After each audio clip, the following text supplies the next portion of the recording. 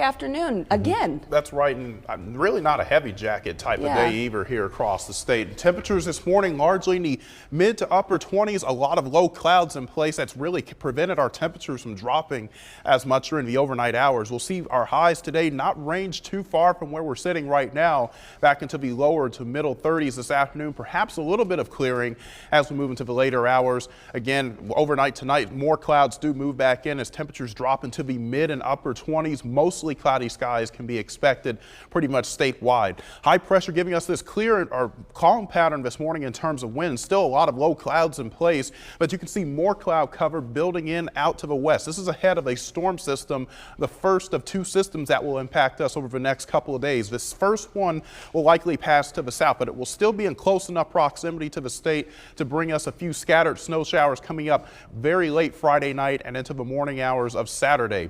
Today, though, we'll be watching the skies gradually clear, maybe a little more clearing over northeastern parts of the state with more clouds in place over central and southwest Iowa, a high of 34 here in the metro.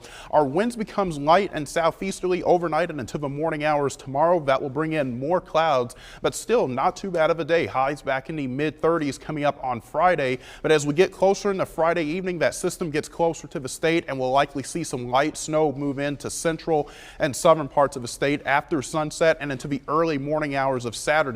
As we progress through the day Saturday, a cold front will move in from the west that may help to invigorate a few more areas of light snow as we move into the later hours Saturday afternoon and the Saturday evening. But with this first system Saturday, most of us will likely see only a trace to an inch out of that. Now, the second system we're watching will arrive Monday and the Tuesday. There's still some uncertainty with regards to the track of the system. As of this morning, most of the model guidance is starting to lean a little bit more with a southerly track with this storm system. Understand, though, that still would mean we get some accumulating snow next week.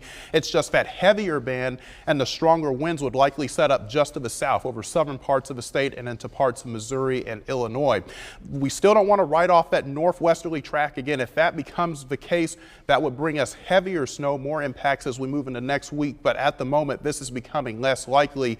We'll likely have more details and be able to really refine this forecast as we get closer to the weekend. So mostly cloudy skies are anticipated over the next couple of days. There's that light chance for snow coming up on Saturday. 35, mostly cloudy Sunday before more rain changing over to snow as we move into next Monday and Tuesday. Watching that.